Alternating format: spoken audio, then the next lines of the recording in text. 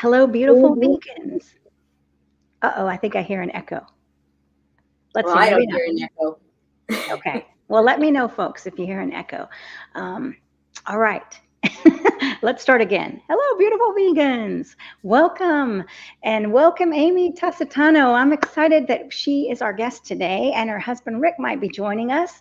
So let whoever's watching give StreamYard permission to use your name. We want to welcome all the questions. We're here to inspire and answer your questions if you're feeling stuck, right? So Amy is of Be Green with Amy. So you all have probably heard of Be Green with Amy. She's out there everywhere. She's very energetic, just like Angela Fischetti, her great friend.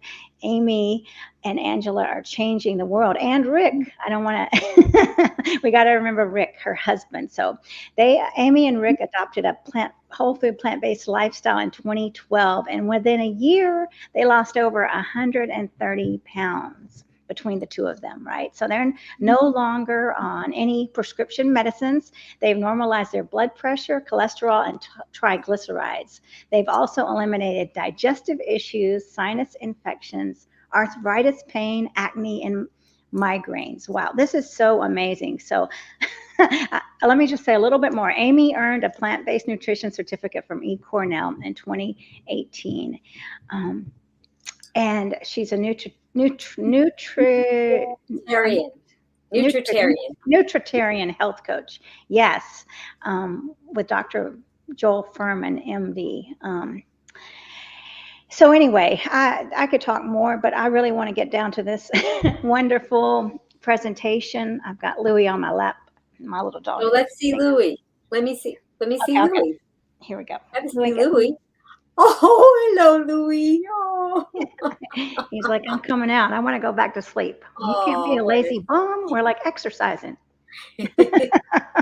Anyway, so yeah, so Amy's going to be sharing a presentation with us and then we'll be talking. So get your questions ready and welcome Amy. I'm so excited for this. I love your energy and your light. So, I mean, it's really transformative. Oh, thank you so much. I just want to let everybody know nutritarian is a word that was coined by Dr. Joel Furman, and he promotes a whole food plant-based SOS-free lifestyle. And he said you can be a vegetarian or you know what, but he said no, you're not a vegetarian, you're not a vegan, you're a nutritarian because you are looking at every meal and every food that you're about to eat is going to hurt me or help me. And of course you want it to help you and promote health. So a nutritarian always considers every bite of food that they take that they want it to be nutritious and helpful. So that's where he coined that word, nutritarian. I So love that. Thank you. To know what that was. That's very important. So thank you for sharing that. And you know what? I don't think I even introduced myself. Mariquita Solis here, vegan empowerment coach. If you're watching us, hit subscribe on me and Amy's channels. And well, and that was Louie, my Chihuahua mix.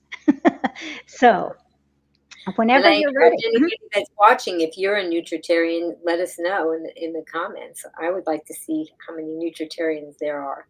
And if well, not, I'm going to be a new one. You're going to be a new one? Okay. All right. That's great. That's a great word to use. I love it. Definitely. That brings in a whole new. Well, it's not as scary word as some words, right? Nutritarian sounds very whole. I mean, very wholesome, right, for your body. So wonderful. All right. Hi, Diana. Thanks for joining. Hi, James. Thanks for joining us. Well, whenever you're ready for your presentation, let me know, Amy. Okay. I'm going to enter my full screen first, and then you can go ahead. All right. So let's see. Get over here. Okay. I think it's ready now. Okay. Just let me know when you have it up. We're up. Okay. Let's see. It was up and then it went away. Let's try it again. I'm going to try one more time. Sorry, guys. Okay. No, okay. All right. So as we were talking about earlier, back in 2012 is when I had first found out about this lifestyle and adopted it. I was watching PBS, and I saw Dr. Joel Furman, and he was talking about a whole food plant based lifestyle without SOS free, which is without sugar, oil, and salt. And I was watching it, and then I would go do things, and then I'm not somebody that has a TV on all day. It just happened to pop on. So I kept going back to PBS periodically and seeing if he was on. And so finally, my husband Rick, who you see in the picture there, he said, why don't you just donate to the station and get his books, get the DVDs, whatever it is. You seem so interested in this. And I said, well, there's a problem with that because once I learn this, then what am I going to do? As you can see in the picture, we were average Americans and we ate the standard American diet. That's a picture of us in New York City. We like to visit family there often, so we would usually go and get the usual foods that we didn't get where we were living in the Midwest, because it was something that it was a routine and ritual that we did. But we had our share of fast foods that we ate even when we weren't traveling. But mostly I tried to have home cooked meals, and mostly I tried to eat healthy. So this is a picture actually of us in the kitchen. Rick wound up taking over the kitchen because when we first started this lifestyle and it was without sugar, oil, and salt, it didn't taste very good. Well, sorry, Amy, I don't see the picture of you in the kitchen. It's on the left. There's three. Do you see three pictures? No, I see the beach picture still. The first one. Isn't that strange? Okay, let me just. You're seeing anything different now? No. Okay, let me just see what's happening, and I will go. Oh, now I see it. I see it. Okay, is it full screen? I see I do see the thing on the left side, the column. Okay, but you're seeing the full. You're not seeing it in full screen mode. You're seeing in a presentation mode. Okay, so that's us in the kitchen, and he took over the kitchen, and now things taste really good. He's really learned how to make things taste well. I went online and did a lot of research to find, and we did find a lot of different seasonings out there that you can put in your food that actually trick your taste buds into making it feel as though it tastes like a salty taste. So that made it much better. So as you can see, that was in 2012. Between the two of us, we lost over 130 pounds.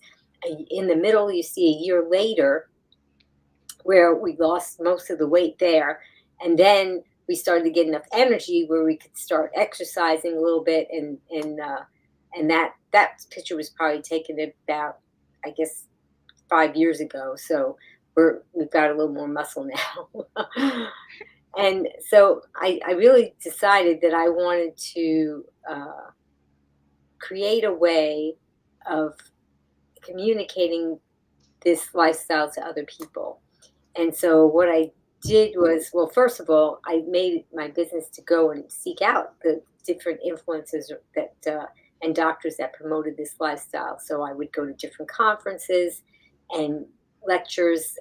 Anytime I would find that somebody would be available to make a lecture about this lifestyle, I wanted to meet them, and I wanted to read their books and watch their videos on YouTube.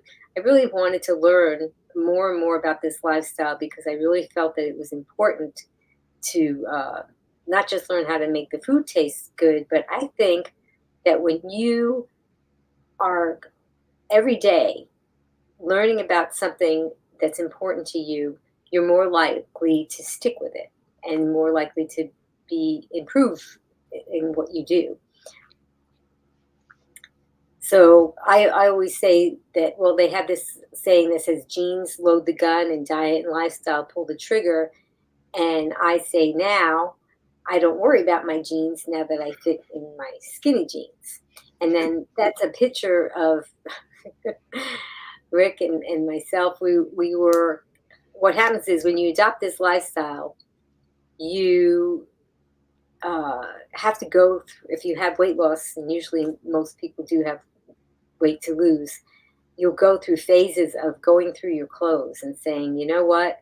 I've been wearing a belt and I've been cinching in the belt, and these pants are ridiculously big on me, or this shirt is ridiculously big on me. And you'll say, okay, I'm going to give away these clothing. And then you'll get some other clothes that are smaller to replace it. And then you'll go through, a little weight gain, weight loss, weight gain, weight loss, but it's all the way eventually gets down to another phase, and then you say, okay, I got to go through the clothes again. So over that year of weight loss, we kept cycling through clothes and replacing them with smaller size clothes. But there was this one shirt that Rick had. It was for the Kansas City Chiefs, and he loved this sweatshirt. and and he didn't want to part with it. And so this was probably like the third time that we were looking through our clothing and deciding what to do. And we were in our bedroom, and I said, Rick, you really want to have this T-shirt? I said, this sweatshirt. I said, you can't even wear it. It's so big. I said, it's so big that I bet both of us could fit into it. And he said, come here, let me see, and he put it on, and then he put it over my head. And then our daughter walked by, and she thought it was such a cute pose that we were doing. So she said, come here, let me take your picture. So that's how that picture went up. But it just shows you, and I always joke, I say, now that we've lost weight and we're healthier, we're a lot closer, because I literally could not wrap my arms around Rick's waist when I was giving him a hug. The tips of my fingers wouldn't even touch. That's how, I mean, between the two of us having the extra weight on us, that's how much there was. And now we could be that much closer. I could fit inside the same sweatshirt that he used to wear, and I can not just have my fingers touch, but I can actually wrap my arms around him, which is really nice. So he had once said, if you ever fit into your wedding gown, we'll renew our vows. And this was a long time ago that he said that. And my mom had preserved my wedding gown. She brought it to one of those dry cleaner places and had it in a box. And every time we moved, the box would come with us. And I don't know why I kept it, because I was like, there's never going to be a time I'm going to fit into that wedding gown again. And so sure enough, Rick said, you know what? I think we need to take that wedding gown out, because I have a feeling that you would fit into it. And it had, I don't know, at least 16 little tiny buttons going up the back. And I was just so nervous when I tried to put it on, because I said, maybe in the front it'll look good, but I don't even know if those buttons will get closed. But they did. They did. And I actually fit in my wedding gown. And that was a big deal. So we did renew our vows. And this time, we got to do it on a beach, which is really exciting. So it's almost like you're turning back the clock, and it was very, very nice. So I decided that I really wanted to be empowered by being around like-minded people, and I wanted to find out if there were people in my area that actually adopted this lifestyle. So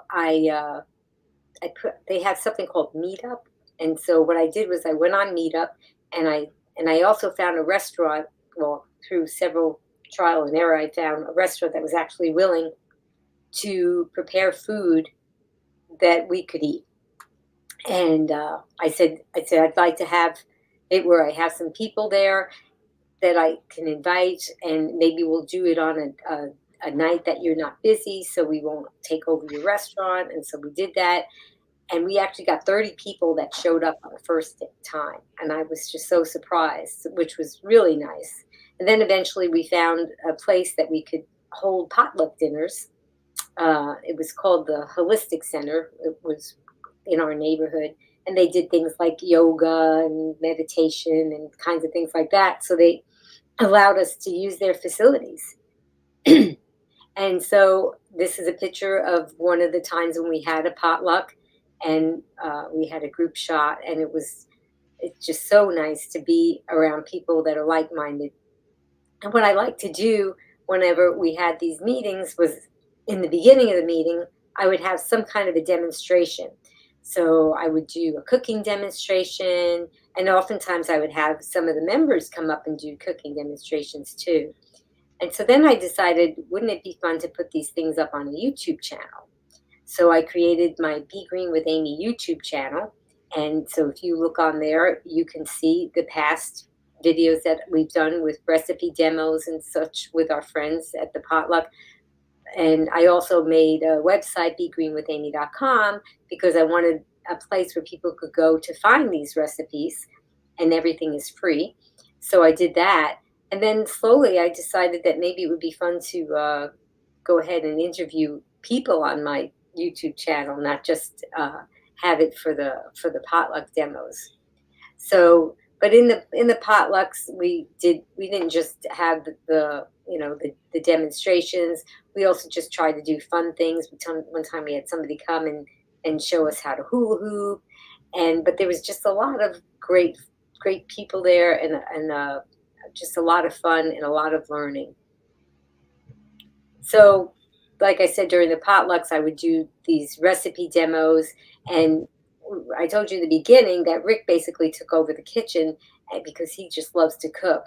And I'm somebody that I just want, it's a kind of like a means to an end person. Just here's the food, put it together, let me eat. I don't really want to spend a lot of time in the kitchen.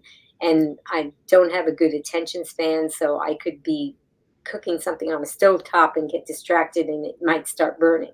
So I found ways to make food that was easy and quick with just a few different ingredients. And I made a playlist on my YouTube channel, and it's called Hey, I Can Make That. So we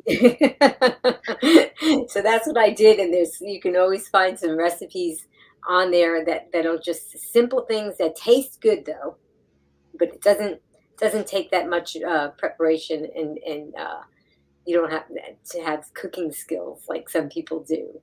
And then so I put that playlist on my YouTube channel. It was called Hey, I Can Make That. And so now I should probably change this slide because I think I have over 300 episodes now.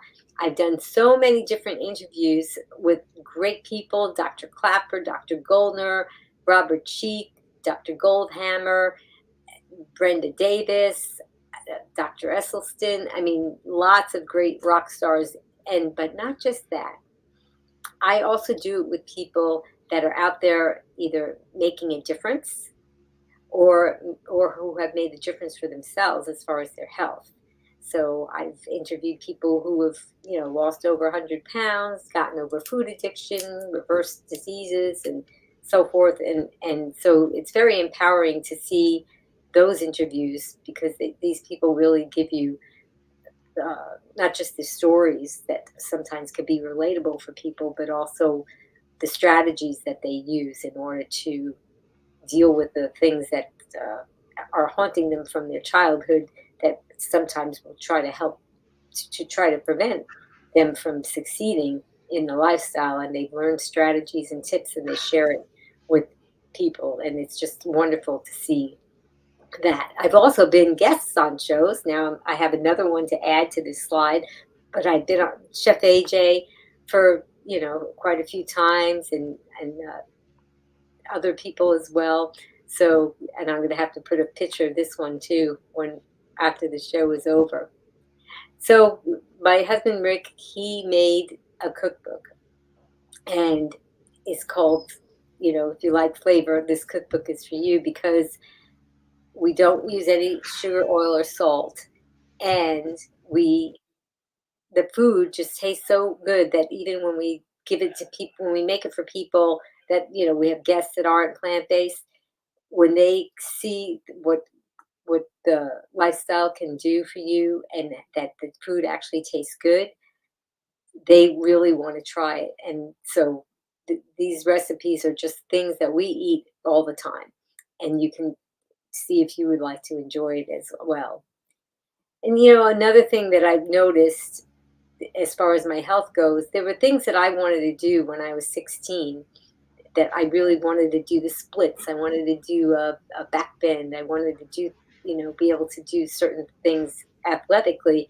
And I really couldn't. I don't know why. I was not, as a child, I wasn't really overweight or anything. It was only in my adult years that I gained the weight.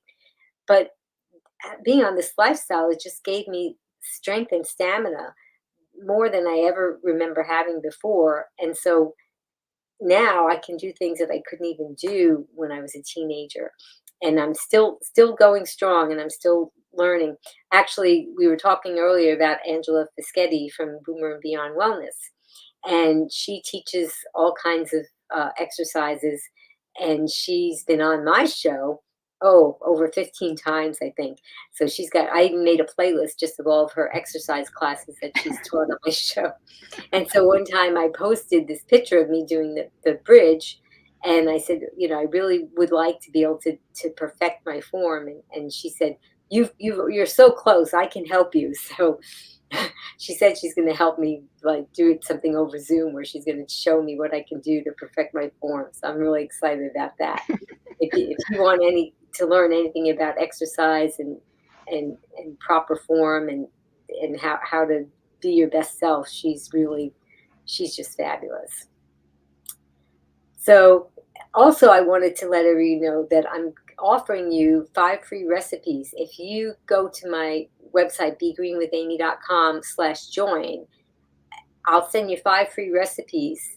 And this way you can get a sample of the kinds of things that we like to eat, and the delicious plant-based food that's SOS free.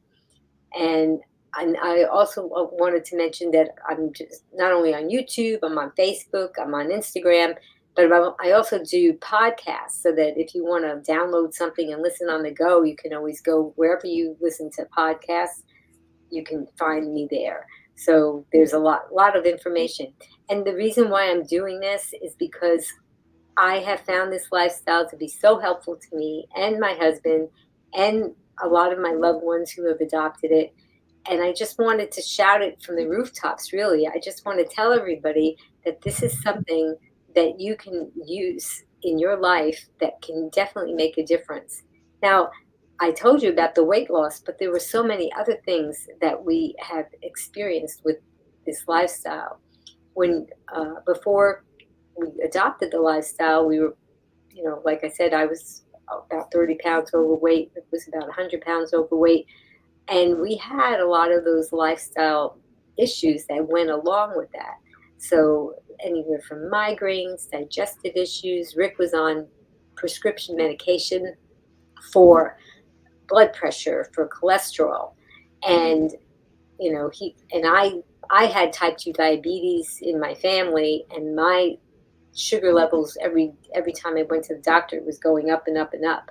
So eventually I was going to be pre-diabetic and then diabetic, and then go through what my mom and my grandmother went through. And I really didn't want that at all, but I didn't know anything that I could do to prevent it until I found about this lifestyle.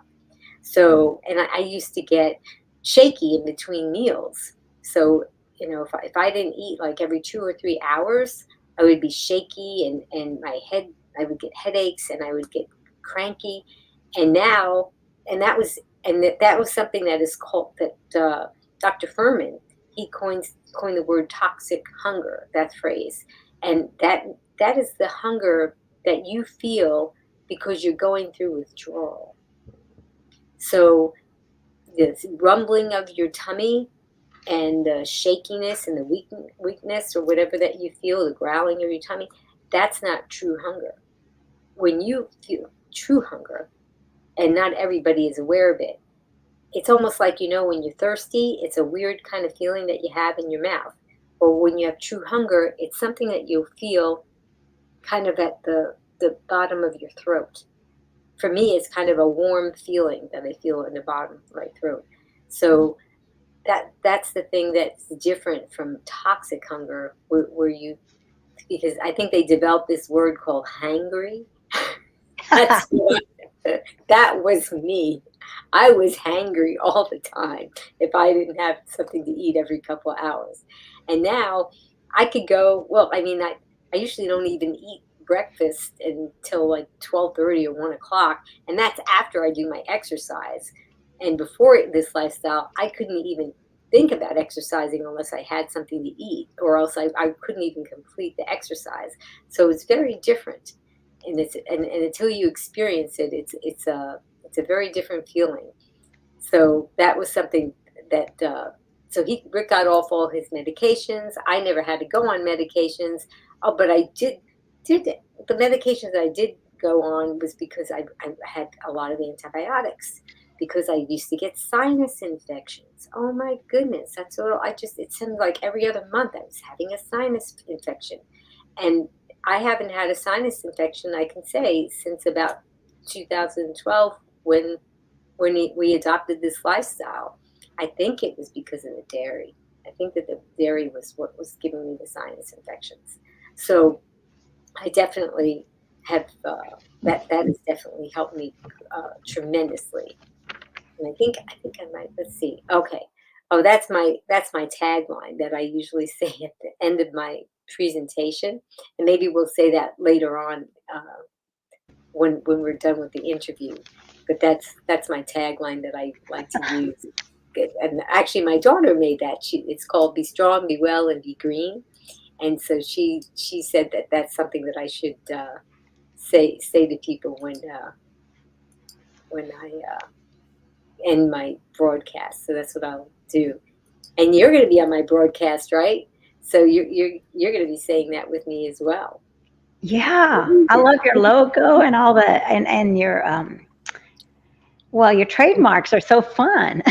Oh, thank you. Right. I have two daughters that are very, very talented. And when I first adopted this lifestyle, and I don't know if any of you who are watching, if you've adopted the lifestyle, tell me if you can relate to this.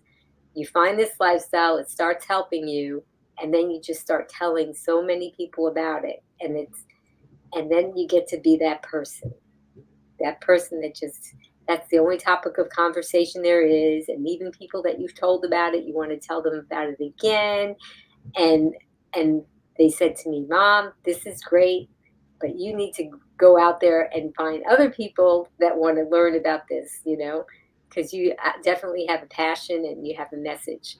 So they design logos for me. They just done so much for me to help represent the kind of personality that I have. But also and the colors and schemes, yeah, they just did a great job, and I really really love that too. So yeah, I told the one that made up my "Be Strong, Be Well, Be Green" tagline. I said I should make a montage of that and get all the people that I've interviewed on YouTube, because every one of them, they have said this tagline with me at the end, and it would be just fun just to make a video of all of them doing that. I've had some of them that have said it in other languages.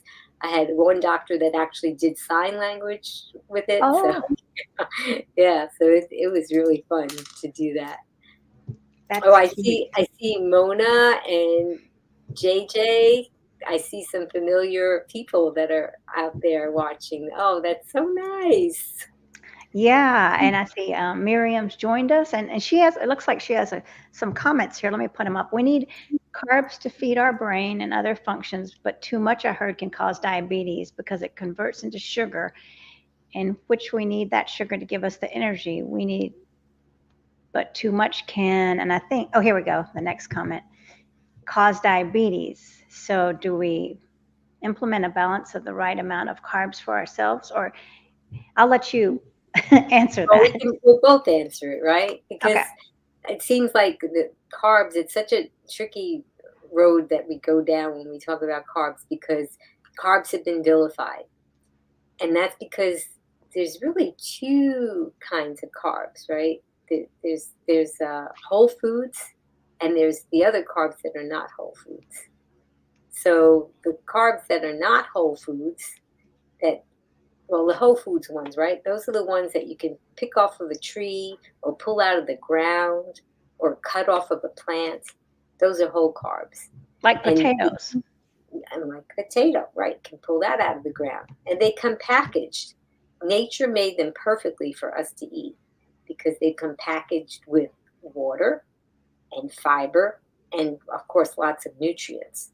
So the package that they come in, that is made by nature, makes it so that they don't go through our bodies quickly. So just imagine if you ever see somebody in the hospital and they're wearing, they have to have an ID intravenous, right? And then there's that little bag that's hanging up there, and it's going through the tube, and it's going drip, drip, drip, and it's just a slow, slow drip into their body over time. Well, that's what happens when we eat these nature made carbs, right? That's what happens when we eat a potato and things like that. Because the fiber in them slows them down so that they don't just go through our system. Let's talk about the other way you could get something, which would be through an injection. So if somebody took an injection and stuck a hypodermic needle and stuck that into your vein and just shot it in, it would just go in your body within seconds. So that's what happens when you eat the things that were not made by nature, like things that come in a plastic bag or a bottle or a box, the crinkly packages. Those carbs were destroyed by man, and they've taken out nutrients and they put in chemicals, and those things get absorbed so quickly into your system, and those are the ones that are bad. So I think, did you want to add to that? No, I mean, I love what you're saying because I think about the potatoes getting a bad rap and you're going to gain weight. And potatoes are beautiful because they have that, you feel full and they're full of nutrients and exactly what you're saying. And so we have to really try to educate people about the myth of carbs. I mean, we need carbs. But I would like to ask about fruit, like fruit juice compared to fruit. Can you explain the difference there? And well, just go ahead and explain it. I'm not going to comment. Okay. Well, first of all, if anybody's worried about diabetes, there is something that you need to know, and that is that different people react differently to different foods. So even if you have diabetes and you're having a whole food plant-based diet, you might react differently to a certain fruit than somebody else with diabetes does. And some people have access to this through their physician. It's called the continuous glucose monitor. And if you can get this, I definitely highly recommend it, because it is something that gets stuck usually onto your shoulder, and then it hooks up with your smartphone. And then every time you eat something, you can keep a journal what you ate, and you can see instantly how your body is reacting to it, how the insulin is reacting to it, all those things, your levels. Because one person who has diabetes might be able to eat a banana and not have any kind of bad effect, whereas somebody else who has diabetes could get a real spike from eating a banana. So we're all kind of wired differently. So I don't want to just make a blanket and say everybody can have fruit if you have diabetes. I think that it's specific to each person. So there again, with the fruit and the fruit juices, when you have fruit juice, you're taking out the fiber from the fruit.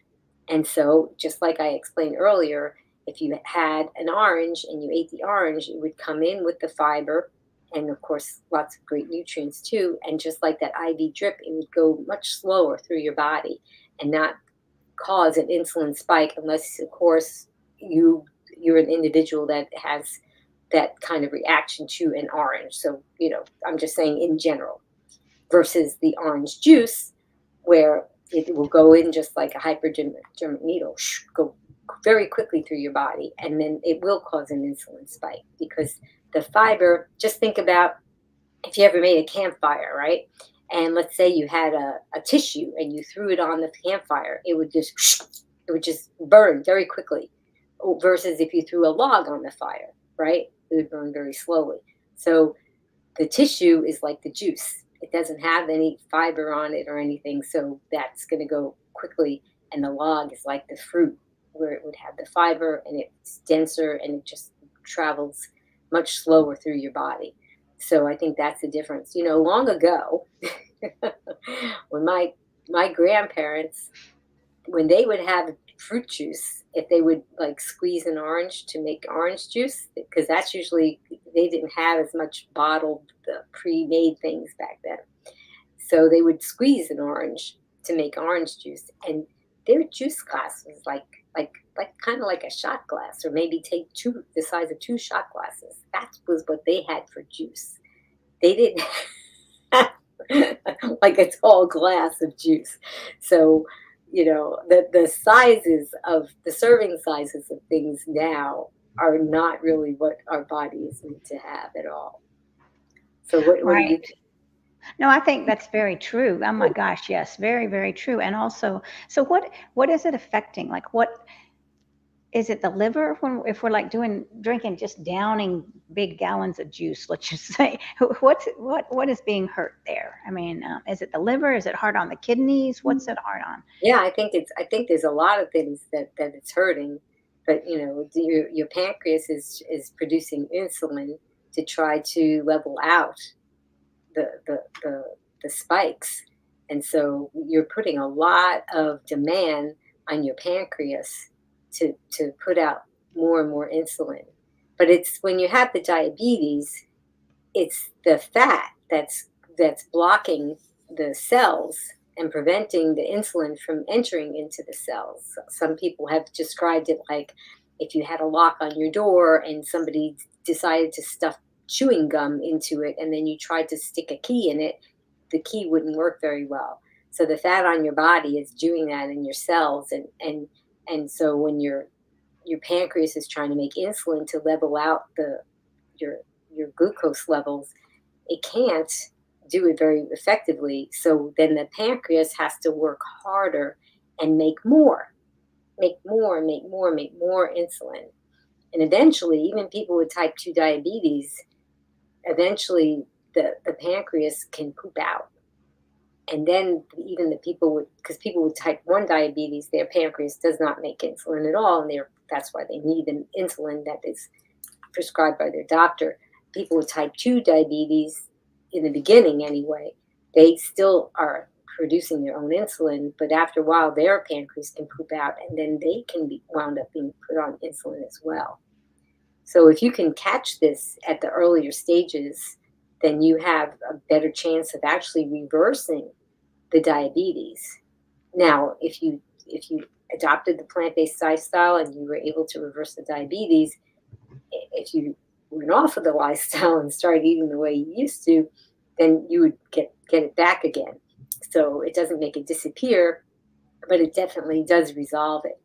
But even if you had type 1 diabetes, and I should say this at this point, right? Neither one of us are medical doctors. So don't take medical advice from us. Please see your physician. And if you decide to adopt this lifestyle, you need to consult your physician, especially if you're on any kind of prescription medications, especially if it's hypertension or medicines for diabetes. This lifestyle is so effective that in days, if you adopted it, in days, you could become dangerously over medicated. So you would definitely want to work with your physician to let them know. When we adopted this lifestyle, Rick was on blood pressure medication, and we went and got a home blood pressure monitor, and he kept a log and 6 times a day he would take his blood pressure.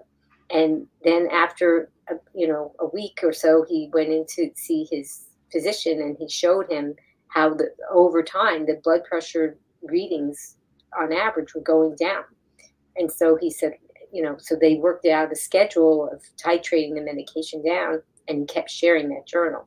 So if you had diabetes, you should be testing your glucose and sharing that with your physician so that they can help you to titrate the medication down. Although not all physicians know how to do that, because that's not something that they're taught how to prescribe, but they're not necessarily taught how to titrate down. So you would have to, either work with your physician or find a physician that was willing to do that. I just wanted to say that because I really don't want anybody to take medical advice from us, right? Because Correct. yeah, we're not physicians, so just to let you know that. But yeah, so it is something that you can definitely do, but there is damage, and there's damage. I've interviewed physicians that talk about the damage to your brain. It's not just damage to your pancreas that having the extra fat on your body and the extra sugar and things. Can lead to dementia. It can lead to cancer. And I guess that's the good side of it is that when you do adopt this lifestyle, it can help prevent a lot of things. It's not just one lifestyle way for one particular disease. And then if you have diabetes, you have to do it this way. If you have blood pressure or cholesterol, basically it's about the same. That if you changed over to this lifestyle, that it would help reverse and sometimes permanently cure and oftentimes prevent these different diseases that people are suffering from needlessly. Yeah, well, there's a lot of hope here. So let me ask you this: um, before before you switched over, so what was? How did you find out? Oh, you said you saw something on TV. So Yeah, did I saw before? it. Yeah, okay. Yeah. So before that, did you know anyone that was living this lifestyle, or did you know about this at all, or was this just totally new? No, at one time I heard about somebody being vegan, and I thought it was really weird. I think Dr. Neil Bernard said vegans are not from the planet Vegas, but I think a lot of people think they are from some kind of funny planet. So, yeah, but other than that, no. And that was why I was just so, whenever I saw that the segment come on that TV, I was just glued to it. I had never heard about this at all. I thought that food had something to do with how you feel because I would take the skin off of the chicken and I would put my dressing on the side. So I kind of had an idea, but no, I did not know that a tablespoon of oil had 120 calories and that if you had 4 tablespoons of oil, you were probably the average American because the average American consumes about 4 tablespoons of oil a day. And it's not just the oil that they put in their frying pan, and it's not just the oil that they put on their salads, it's the oil that's in the processed foods that's full of all kinds of different oils. And that none of these oils, it doesn't matter coconut oil, extra virgin olive oil, it doesn't matter. They're all 120 calories a pound, a tablespoon. And when I think that would be like a candy bar. It would Oh be my like gosh. eating a candy bar every day. I think it would be more fun to have the candy bar than it would have all that oil. But I don't have either. So yeah. So I just that was the first time I heard about it. Yeah, I think a lot of people are in the dark. So that's very interesting. So let me show a comment we've got here from Miriam. Thank you, Amy, for answering my question. I eat potatoes on Fridays for dinner because Friday is my root food day. But what else is a good carbs to take in? Yeah.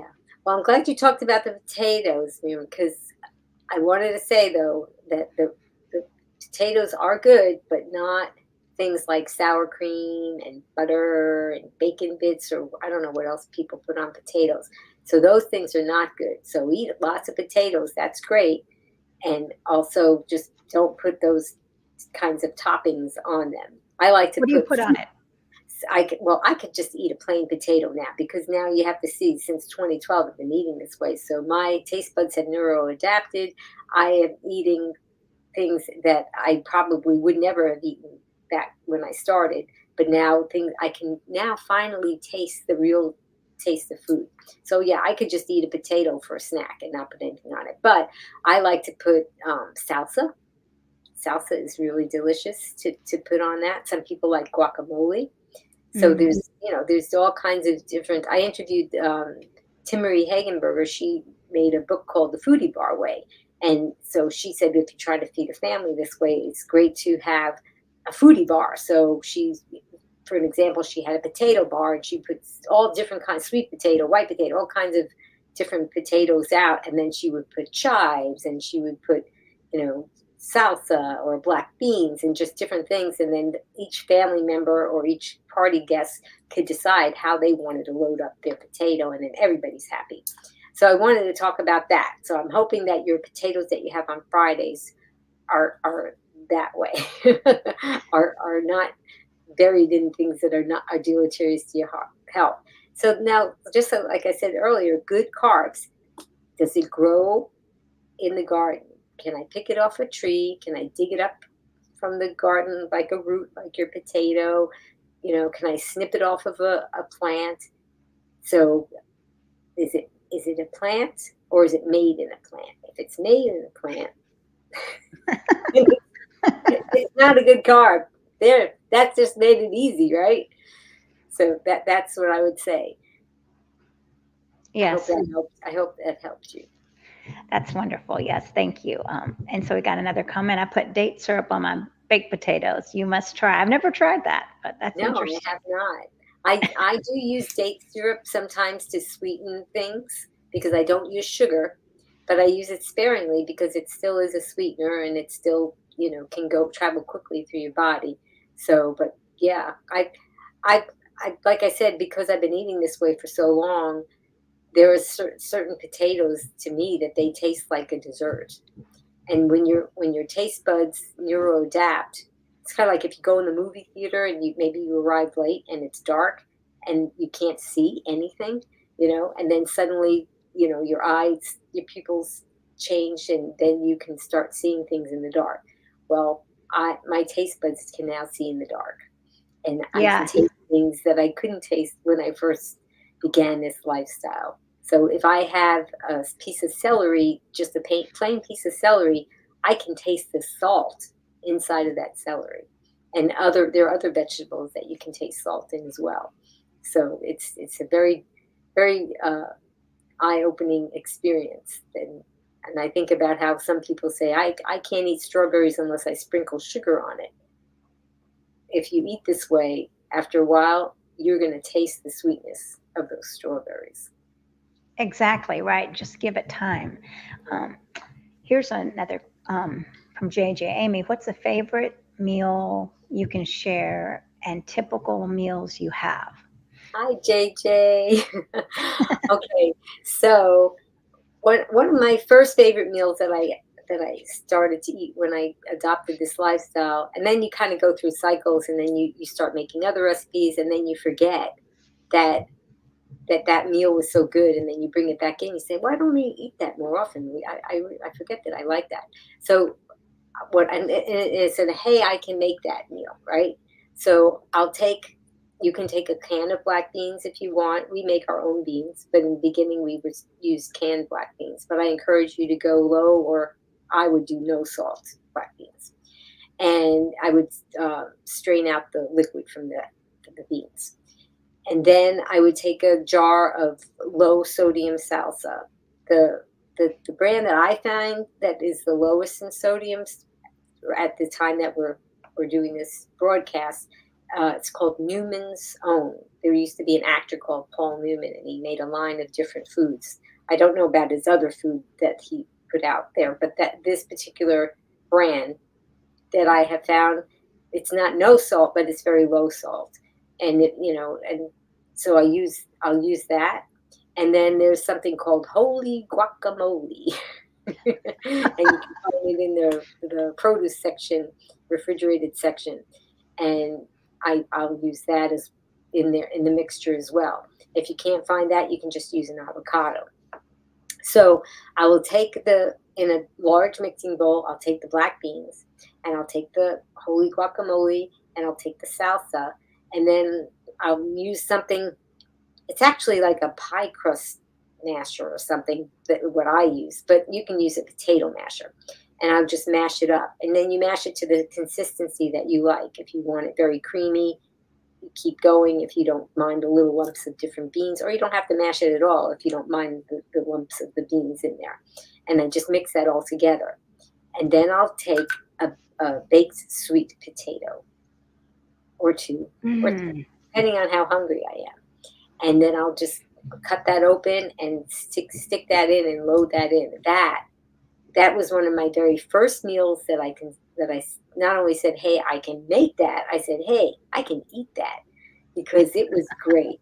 And anytime that I have somebody that I want to introduce this way of eating to, or if I'm going to be a guest at someone's home, I always tell them I would like to bring some dishes of my own to share.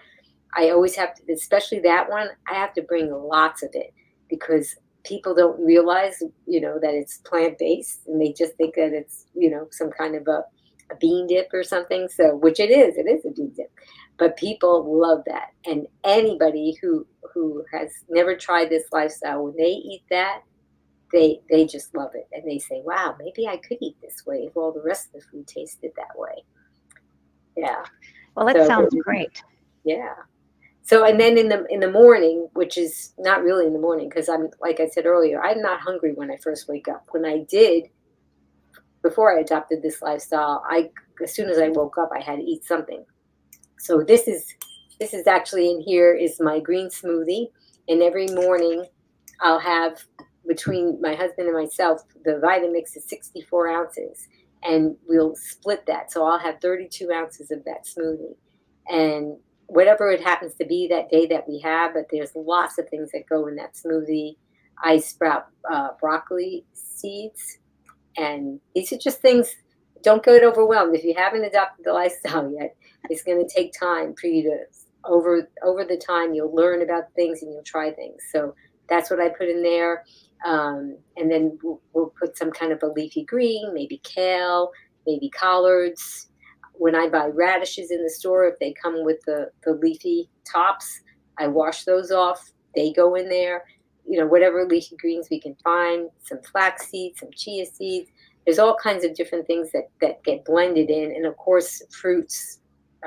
We have a lot of frozen fruit around, so blueberries, different berries will go in there. And so there's quite a bit of things. I made a YouTube video about what I put in my green smoothie, because there's just so many things. Yours doesn't have to be as elaborate as that. You don't have to put as many of those things in there, but we just like to have a variety of plants. We didn't start off this way. We started off, just like with that bean dip, and, just very simple things. And then over time, as we learned, we added these things to our meals. So, and then at dinner time, I love to have a big salad. This salad probably weighs about a pound, and it's got lots of different ingredients in it, including cooked mushrooms and some beans in there too. And what I do is I like to batch cook a lot. So I will make, every 5 days, I will make 10 individual servings of salad. And so I'll cut up some oranges, and then I'll take the oranges and I'll just sprinkle them in all the different containers. And then the lettuce, the leaves go in there, and sometimes chopped fennel, chopped onions, all kinds of things like that. And then they go in these lock and lock kind of glass containers, and they get saved up for the 5 days. And that's a big part of the meal right there. And if it's wintertime, you can always put it in the microwave for about a minute, so it doesn't feel too cold when you're eating it. And then I think Rick is coming this way. I don't know. Oh, good. I think, Maybe. are you there, Rick? Yeah. Everybody wants to meet you. No. So then, they want to meet you. So then he wasn't sure, because usually when I'm broadcasting, he's out there, we have a little dog, and he's with you too. So, and sometimes the little dogs like to bark. So usually he watches over the dogs. So but anyway, so I'll have that big salad, and then we'll have either some soup or a stew, or I'll send you the 5 free recipes if you go to begreenwithamy.com/join, and you'll see, here he is. Hello. And this is our puppy Zeus. How cute. I love it. Hi. How sweet. Yeah. Y'all are an inspiration. I love your story. Thank you. Well, yeah, I guess it's a good story. I'm still alive today because of it. Yes, it's amazing. I mean, I couldn't even bend down and touch my toes. Everything ached. I was all in pain. It made a big difference in our lives. Yeah, it really did. Yeah, I can imagine. I mean, that you had a back pain walking. I mean, if you were so heavy, right? Did your back hurt? I lost as much as Amy weighs. I lost more than what Amy weighs. So you put her on my back, and that's how much I was carrying around extra. Oh, yeah. Every once in a while, that's what I do. I say, put me on your back and try to walk around. How do your knees feel? I can't believe you walked around like that every day. But she couldn't put her arms around me. You know, they wouldn't touch when she went like that. Yeah. Wouldn't touch. Wow. That you know, I'm back to pretty much like college weight at this point. Not high school weight. I was at high school weight, but I put a little bit on during the pandemic time. Yeah. Wow. Well, what do your friends say about you, Rick? I mean, are they My inspired? friend, I mean, your male I friends. moved away from where I used to live. Mhm. But when I went back for a wedding last year, nobody recognized me. They didn't know who I was. People that he knew for they how many recognized Amy. I mean, people I knew for 30 years. Yeah. And then some of them thought that I was sick. Oh like, my God. Are you okay? You know, they thought that I had cancer or something like that because I'd lost so much weight. Yeah, people that I worked with day in and day out every day. I said, "Hey, how you been?" And remember Teresa? She said, "Do you know me? Do I know you?" She said, "Do I know you?" And I told her who I was, and she's just blown away. Yeah, That's amazing. That is super. We actually, I love it. we were standing outside, and actually somebody drove by in a car when we were visiting in the town that we used to live in, and then they backed up, yeah. and he stopped the car, and he came out, and he said, "Is that you, Rick?" Yeah, he thought I was sick too. And he's, "Are you okay?" I mean, I look great, but comparative to what I used to look like. Not that I look sick, it's just that comparative to, you know, me being the way that I was. And typically that's what happens, right? I mean, if you see somebody that's lost a tremendous amount of weight, there's usually some kind of an illness that's accompanying it, unfortunately. Unfortunately. Yeah. That's right. Yeah. But this was intentional. Yes. And it made a big difference. Like I said, I'm alive today, I think, because of it. I don't know if I would have I had calcifications in all the chambers of my heart. He had one of those heart I had scans. one of those, you know. What was the heart? I mean, what heart scan is it? They have a calcification score that they do with a CAT scan when they take it of your chest and your heart area. They look at the different chambers in of your arteries. And I had calcifications in all of them. Amy had basically zero. And that was back in 2010, I think, right around that time. And then 2012, we went to, pretty much a vegan diet. But prior to that, I was dieting, and I lost some weight, but I think it caused a lot of my issues. We did the Atkins thing. I lost about 35 pounds on Atkins. That, for those that aren't familiar with that, it's also now called paleo, or there's other names for it, but that's low carb. Yeah, I ate a lot of meat. Yeah. I loved it. It was a great diet. I mean, but it was, to me, it just made things worse. That's when my blood pressure went crazy. My cholesterol went crazy. I attribute it to the diet, but there's no way of proving it one way or the other, but I'm pretty sure that's what it was. Well, now he's off the medication, and that's the thing that changed. So I'm thinking that that's what it was. Yeah. Well, and then you get the performance in the bedroom. That's huge too. It made a tremendous difference. And this is over a decade later, when things should be getting worse, right? And so that's what it is. That's amazing. Yeah. And I don't know if you need to leave right at 2. I mean, do you, Amy? I can stay. We can stay a little bit. Yeah, I can stay. But now that we got Rick here, so that's just. What about men? Have you turned any? Are there any men, or I only say men because they're more hesitant. It seems like to adopt. Rick, do you have friends? Well, we started a plant-based potluck, and we try to make it SOS free, because that's the way we eat. And we had lots of people show up, and most of them had health issues. Most of the people who wind up eating the way that we eat, they have most of them very serious, heart conditions or cancer, prostates, things like that. Some of them want to talk about it, some don't want to talk about it. That's what most people are willing to change their life around, because it's a lifestyle change in order to create better health, because they're they're either looking towards deathbed or they're falling apart completely. Regrettably, that's what they do. If they started sooner instead of later, it would help a lot more people. But there's not a whole lot of money in selling broccoli, except for the people who sell broccoli. But it's not like the meat or the dairy association that is supplemented by the government. Vegetables are supplemented by the government, and they should be, in order to make it more affordable for everybody. If in fact they're willing to supplement, they should supplement entirely, in my opinion. And maybe they do to a certain extent. I know that they're looking at corn and things like that, but that's not the same. It's not the same as eating a head of cauliflower, or peppers and onions and things like that. Anyway. Right.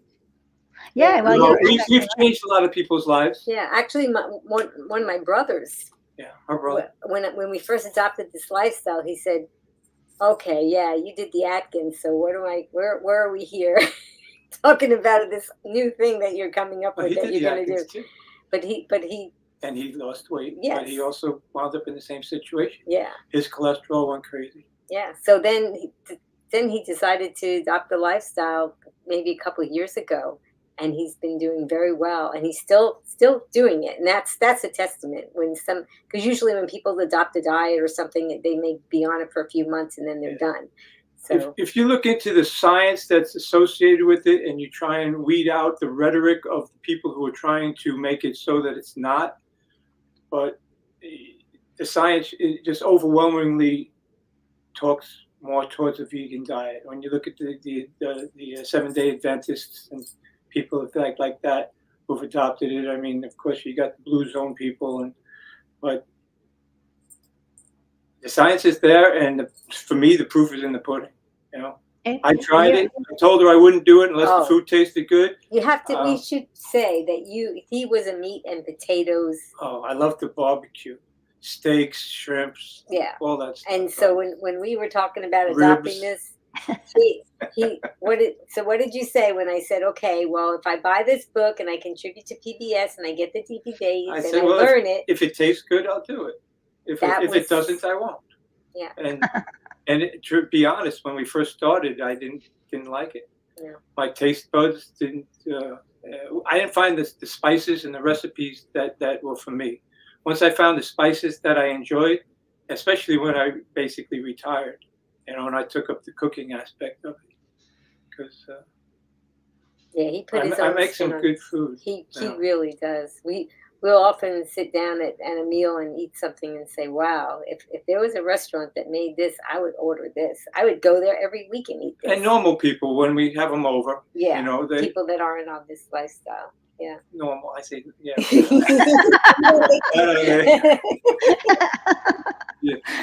Average American. We should be the normal, but we're not. Yeah.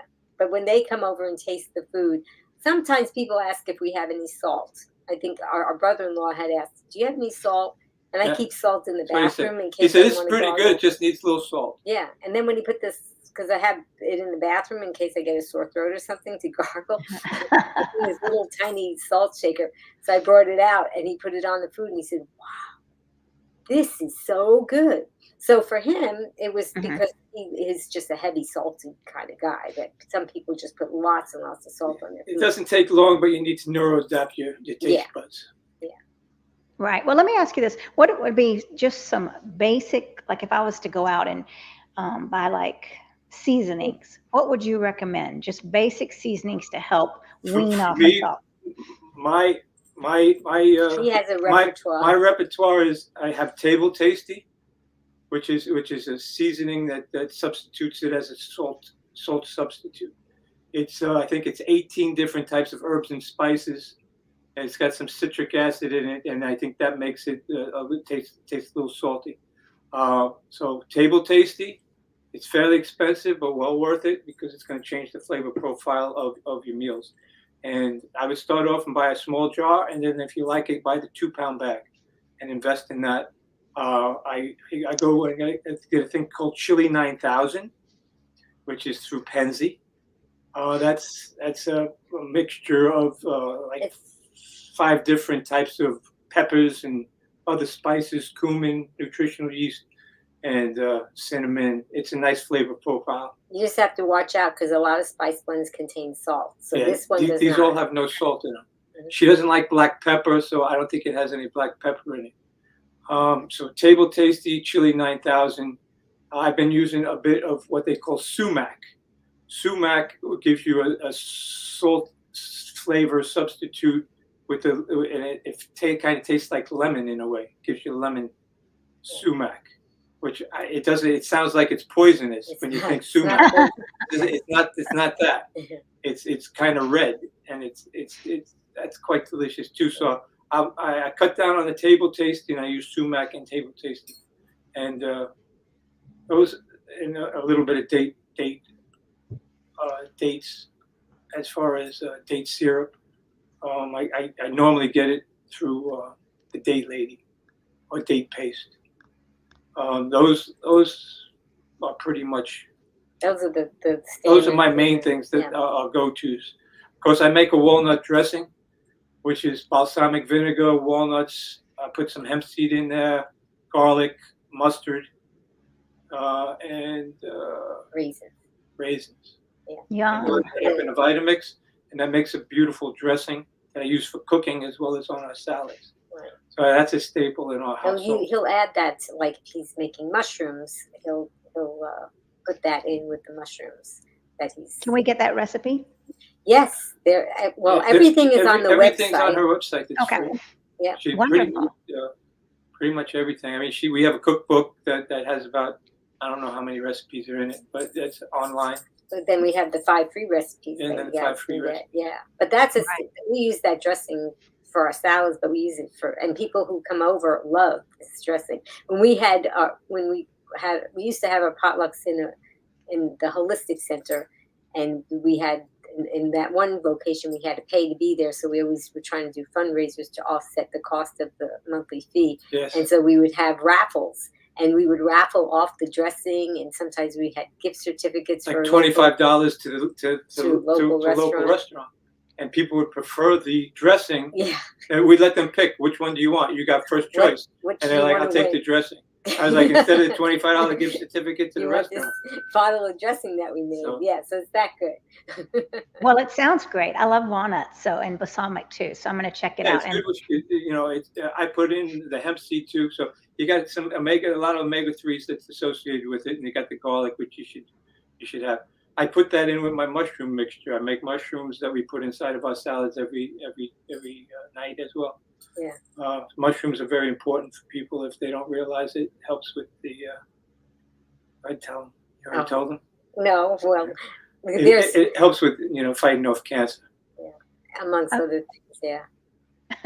Okay. Anyway, and then we have ice cream almost every night. Non-dairy. Nice cream. Bananas. She likes chocolate. Yeah. So which I make with I don't make it with. Most people make it with the cashew. I started making it with potato. We use some Japanese sweet potatoes, and I'll put some walnuts in there, some hemp seed, a little bit of date paste, and bananas. You're making me so hungry. It's absolutely delicious. It really is. And we wound up getting one of those creamy machines from Ninja, the Ninja Creamy, that makes ice cream. Before that, I was just making it in the Vitamix, and I thought it was good enough. But once you put it in the creamy, I only use that for like when company comes over. Otherwise, it goes into a popsicle right out of the Vitamix. Yeah. But it makes it into a soft serve type ice cream that you can actually scoop up with the little scooper and put it in. And people are like, wow. Yeah, they wouldn't. Like I said, normal people eat that and they're like, wow, this is really good. Yeah. And it's made with sweet potatoes. And then they put the spoon down. So we've learned not to tell them what's in it until after they finished it. I also make a really good cupcake, which is like a cake. I used to make it into a cake. It's made with, I got it out of Furman's recipe. But he changed the recipe. But I changed the recipe around to suit my needs. But it's made with beets and zucchini. Sometimes zucchini, mainly carrots. And then it's got pineapple and apple and it turns into a chocolate cake, and he has a chocolate frosting. Chocolate frosting that goes on top of it. When he first made it, he made it into a sheet cake, and then he he was cutting it up in slices so that we could freeze the individual slices, because you can freeze the cupcakes. We have a video. They turn out better. Yeah. After they're frozen. Yeah. That's tastier. Yeah. Really nice. So we have that on our YouTube channel too, where we show you how to make the cupcakes. But if I love to cook, so it helps. Amy's very lucky. Lifestyle, even though you don't. My daughter Jessica, she's full into SOS free. And she not really a cook. She's very busy, but she could cook, but she's single, so she doesn't have time. But a Vitamix is an important part to her life as well. Yes. If you don't have a Vitamix, and then with us we make beans in the Instant Pots. So I have 2 Instant Pots. Usually they're run, and I make chickpeas and black beans, and I make them in consecutive. I make the chickpeas, and then I use the fava from the chickpeas to cook the black beans in, and then after I make the black beans, I'll make with the fava that's in there, I'll make a black bean soup. Throw in a bag of peppers and onions, and I'll make a black bean soup. And then we freeze it. And she comes in, visits, and she takes it home with her. We freeze it in individual Super servings. cubes. I don't know if you've ever heard of super cubes. They're silicone, and they look like ice cube trays, but instead of being small, the vessels are bigger, so you'll have 4 2-cup rectangles that make up this kind of ice cube tray. If you batch cook, it'll rock your world. Yeah. Make a big difference in your life. Super cubes. And for those that are interested in the salt alternatives that Rick talked about, I'll put a link to my the blog that talks about salt and how to find salt alternatives. I'll put it after the broadcast. I'll put it up on this in the show notes in the comments, and then this way you can find it all in one place as far as what the name of it is. Because I think I saw somebody that thought it was called Chewy 9000. It's called Chili. Like the spice chili. It's called Chili 9000. So that's what it is. But yeah, we have a whole bunch of suggestions, and I'm making it free. Other than my cookbook, the cookbook, but the price of the cookbook is nominal because I'm trying to support my channel, right? I mean, there are costs associated with producing a show, but other than that, everything is free on my website, all the recipes, because I just want to get the word out to everybody about this lifestyle and how much of a difference it's made for us. So I definitely want people to be able to find the things that took us so long to find. Yes. And the things that took us so long to learn, we try to put it. Well, we've read tons of books, and I look at all sorts of recipes, and then I try to adapt them to an SOS lifestyle. And then I get ideas and inspirations from them. I mean, sometimes I dream up a recipe in my head, and then I go into the kitchen. If I have those things, I'll throw them together and see if they come out okay. And then you just experiment, sometimes dried fruits, depends whether you're, if you're overweight, not overweight, you want to make sure that you keep yourself in a lower caloric density. Yeah. But especially with nuts and things like that, because if you want to lose weight, nuts, they're very calorically dense, but they add so much more flavor and nutrition and richness to your foods as well. Yeah. Amy, even though she doesn't need to lose weight, if she puts 5 pounds on, it makes a big difference in her life. I put 5-10 pounds on. It makes a difference, but nowhere close to what she with her body frame compared to. Yes, it's not. I mean, fair. I was carrying 260 pounds, 265 pounds. Doesn't sound like a lot in a lot of cases, but I'm only 5'10", and I lost 100. I'm down to 160, so I lost a little bit more than that. I was down to 148 or something like that, which is probably more of my preferred weight. But everybody turns around and says, "Oh, you're too thin," but I'm not too thin. No, it's just because that's what everybody's used to seeing, the average American look. But I also like my sweets, and I like those cupcakes, and I make oatmeal cookies and things like that. So I snack a little bit too much sometimes, but it's all compliant food. Right. If you want to say compliant or not compliant, but that's my lifestyle. So I look at it that way. But I've seen in the chat that people were talking about that I found a keeper, which I did. And that's why I Dow's, because he is definitely a keeper. And somebody else is asking, I think Miriam was asking about a recipe book, and that's what we have an ebook and that's available on our website too. And I can put a link to that in the comments later on if you're interested. But if you want the 5 free recipes, you can just go to begreenwithamy.com/join, and I'll send you the 5 free recipes, and you'll get to see some pictures of things that I do and some quotes that I like and some inspirational messages. So that's always a lot of fun too. But I'm just so fortunate that Rick, who loves food and loved the standard American diet, the way that we ate, that he was open-minded enough to try it. And that even though, well, I didn't even say that the first week that we adopted this lifestyle, I was sick. Rick, he didn't have fever. But I felt like I had the flu for about 4 or 5 days. And it was because my body was detoxifying. But I didn't know that. I said, if this is the way the diet makes you feel, then I'm not doing it, you know. And it took us a while. We started eating more of Mexican type of food in the beginning because black beans were easy. You can open up a can, no salt or low salt. And then you find some salsa that might be a low salt. We found Newman's salsa is lower than most others. So it's like 50 or 60 milligrams, you know, for it's 2 tablespoons, but they all look at 2 tablespoons, and a lot of them are 360, 720 milligrams of salt. So that's a low salt. Yeah. So you take a can of black beans, a can of I told them about that. You can tell them again if you want to. It's really quick. It's easy. You load up a sweet baked potato, a sweet potato, and you know you have a meal in minutes, and it's easy. Yeah. You know, in fact, my daughter, she eats it right. She eats beans like right out of a can. Yeah. Or out of the aseptic carton. I eat a lot of beans too. Yes. And let me we'll have one more question. I don't want to keep you here all day, even though we could. But here we go. Let's see. We got you mentioned that things come in bags, and such is not the good part. But I love making sandwiches, so I buy bread that comes in a bag. Would it be better if we make our own bread? Yeah, you know, Brenda Davis is a plant-based registered dietitian, and she's been on my show. And she says if you can stand on the loaf of bread and it doesn't squish, then that's the kind of bread you should be thinking about.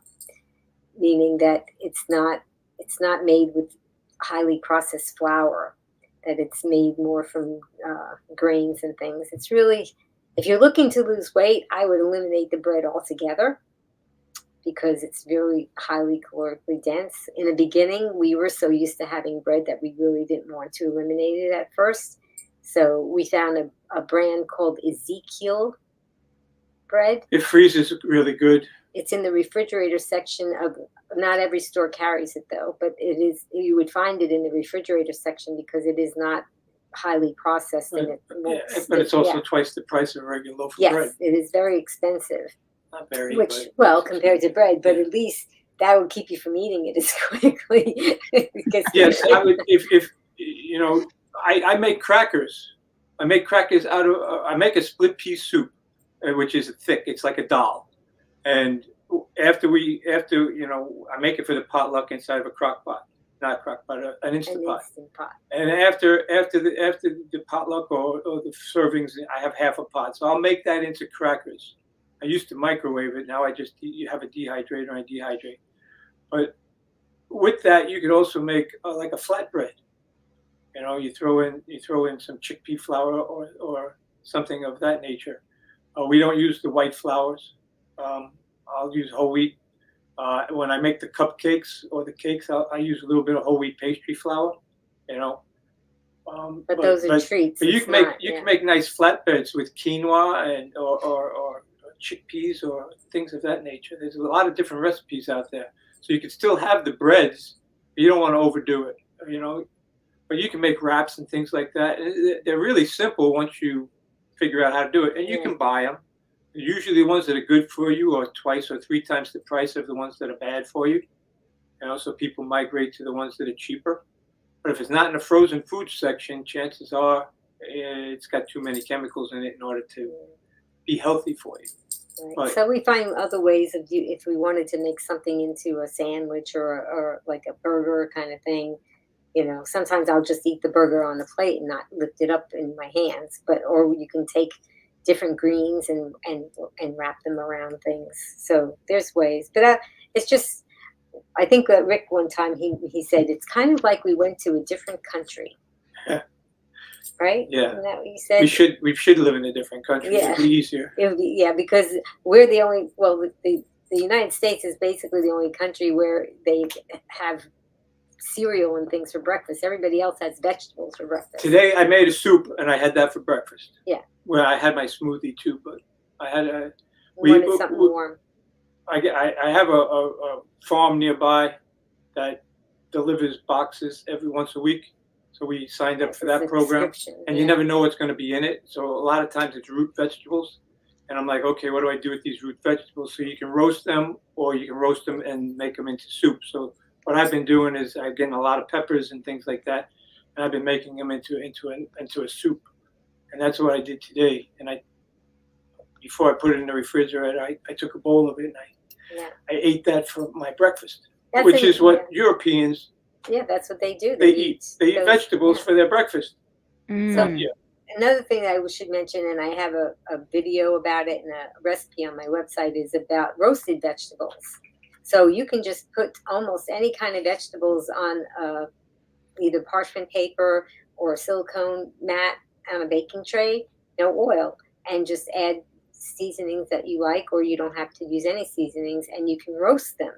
And it's just like this big sheet of all these vegetables that you can put in there, and it's delicious. And you can eat it warm or cold. So that's another thing that is an easy, hey, I can make that recipe, and it's also delicious, and it keeps, if you have some vegetables that we always say, if you have vegetables that are looking like they're going bad, or fruit, either blend them or put them in a soup or roast them. You never have to waste anything. There's always a way to usually a way to salvage it, as long as it's not too far mold and stuff. Yeah. Well, that's good to know, because sometimes I'm taking the vegetables out to the goats, but the goats will be mad now that they know you told me this. I could throw it in the soup. But anyway, no, this is a lot of great information. I'm very inspired to go check out the recipes and to try my own things now, and it's a great reminder about the sweet potatoes. Well, is it Japanese sweet potatoes? The recipe that we originally found is called out for Japanese or something like that. I don't know what's inside of, what's her name, Jill Dalton? Yeah. Cookbook. She had something. It was online. I'm not sure. Anyway, we have our potluck, and there's some really good cooks inside of it. And with that, they experimented.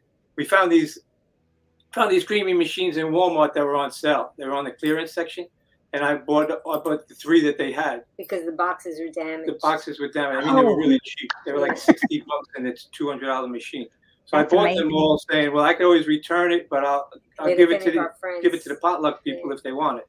And as soon as I showed it to them, they all jumped all over and just bought them. And then found the recipes. And then another one, I went and found one online, because once they tasted the ice cream, they were like, "Oh, I can't live without this now." Once you taste it. Yeah. But I sometimes I can't find a Japanese sweet potato. I just use a regular sweet potato, and you can microwave them or you can bake them. If you bake them, they seem to caramelize more than if you microwave them. But either one works as long as they're soft and mushy. Then you just scrape out the meat from the inside and you leave the skin. I wind up dehydrating the skin and making them into chips. I don't know if you ever had potato skins that are crispy. They're different, and they taste pretty good, and they go crunchy, so they satisfy that crunch that you have. But we make our own chips as well with tortillas. And you can make your own tortillas, which are really simple to make too. Yeah, actually, one of our potluck members did it on my YouTube channel where she made them. But I've been buying the Ezekiel tortilla, corn or wheat. I'm not sure, whatever one that you decided. Yeah. Mm-hmm. And I chopped them up and then put them in the microwave for 3 minutes. Sometimes I sprinkle a little table tasty, but lately I've just been putting a little lemon on it prior to microwaving it, and they come out all crispy and chips. And the lemon kind of makes. And I make a nice tuna fish, or no tuna fish, tuna, which is made with chickpeas and carrots and celery and a couple of spices. Yum. Y'all are Yeah. killing me. All I these make, things are on the I make website. buffalo wings with Okay. cauliflower. Yeah, all the recipes are on the And you can either website. cook them in the oven or put them in the microwave. It's, Yeah. 5-6 minutes in the microwave, and you can have buffalo wings covered in this really nice tangy sauce.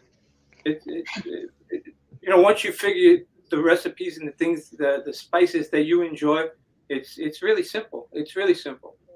We make a good team It can be because really simple. Yeah, look at in this. the beginning, Rick said to me, just tell me what I can eat. We'd be in the grocery store and he'd pull things off the shelf and I'd be shaking my head. And he said, just tell me what I can eat.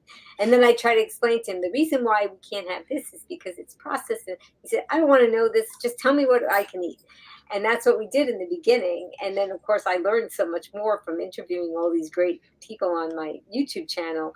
But he's in the kitchen doing it. And I just come up with things and I say, look what I found this, and he'll look at a recipe and he'll say, well, that looks good, but I think I can make it better. And he does. He does. And if it doesn't come out good, he finds a way to salvage we it. used to throw some things away because the it came out, it was like, I can't eat that. But now I'll come up with some kind of a concoction that will taste like that, but I won't throw it away because I know that if I add a little bit more of this to it or something like that, I can tone down those flavors and I can change the profile with a little bit of date syrup or some umami type or some dill or, something. He's become quite a cook. Once you figure out the spices that you enjoy, and I think that's the key to it, finding the spices that you enjoy. Because you go to all these other different books and find the recipes, put it in, and it won't turn out as good as you think it should be, even though it might have 4 or 5 stars because your taste buds aren't what theirs were. So once you find those flavor profiles that you like me, it's Table Tasty, it's Chili 9000. Those are the two that are my go-tos almost all the time. I mean, she wants me to cut back on the Table Tasty, which it's okay. And then once you figure out other vegetables, celery will give you a saltiness as well. A little bit of lemon or lime in place of that salt. And plus, I think, your taste buds, they neuroadapt to your environment. So when I go out and I do eat, usually I wind up with a headache because it's too salty, even though it didn't taste salty. But for some reason, I'll have a headache that evening. And I'll be like, it's because of the salt that was inside the foods. Yeah. Yeah, I mean, if you're not used to that, definitely. So here's Miriam saying, please bring them back. I have a lot more questions. Is their website in the description? It should be in the description that I put. All that should be there. And Amy and Rick, can you guys make an app? Oh, an app. I would love that. I probably have to find an 8-year-old that could help me, though. So true, but definitely. I have a website that's called Be Green with Amy, all together, no spaces.com. That's the website. And that's where you find me on YouTube, on Facebook, on Instagram. And so it's all the same, Be Green with Amy. And of course, if you ever wanted to schedule, we do cooking lessons on live on the streams, like you would be seeing me here. I would be doing with Rick. We would do a cooking lesson with you. We can do that if you wanted to, or I do the coaching to help you tweak things that are happening with you to help you to stick to the lifestyle or make more progress. So we do that, but not the app yet. But maybe one day that would in be the future. Yeah. Yeah, wonderful. Well, y'all, I guess I'll let y'all leave, even though my guests might not like that. But you'll have to come back for sure because this has been so much fun. Well, thanks everybody for watching. Miriam and everyone, and Rick, and let's see who else was here. Diana, Mona, JJ, James, Facebook user. I'm not sure who that is, but thanks for watching. Yeah, this has been really fun. And what was your little dog's name, Amy? His name was Zeus, like Zeus. Oh, wow. Okay. And Zeus for joining us. And this is, very inspirational. Thank you for this journey and sharing it with us. And definitely you'll have to come back. And you're going to be on my show the last Wednesday of January. So you guys are going to have to stay tuned for that because we're going to get to hear from you. And at the end of my show with all my guests, I have a tagline that says, be strong, be well, and be green. And when we end this broadcast, I'm encouraging everybody, if you, in the comments, if you would type that, be strong, be well, and be green, because you can manifest that for your life. And maybe Mariquita can say that with me too. Yeah, I will definitely. And please subscribe to our channels, and let me let everybody know that I've got an event coming up, empowering your voice through animal wisdom on Thursday. I think I can put the link here, maybe. Who knows? Yep, here it is. It's on Eventbrite. If you can't find the link, go to my name. And so that's going to be fun. It's a free event. And there's Be Green with Amy's link. So listen, we're everywhere. If you need, I'm sure you can. If you can't find us, you can find us. Please find us, and please find these recipes. I'm going to go get all these recipes from Amy. I'm ready for my sweet potato dinner or a big salad, right? So super excited about all this, and going to get those spices that Rick said, and really take action. So let's do the well, thanks everyone for watching. Now let's do the ending what is it we're supposed to say? So people are already typing it in the comments. Oh, there it is.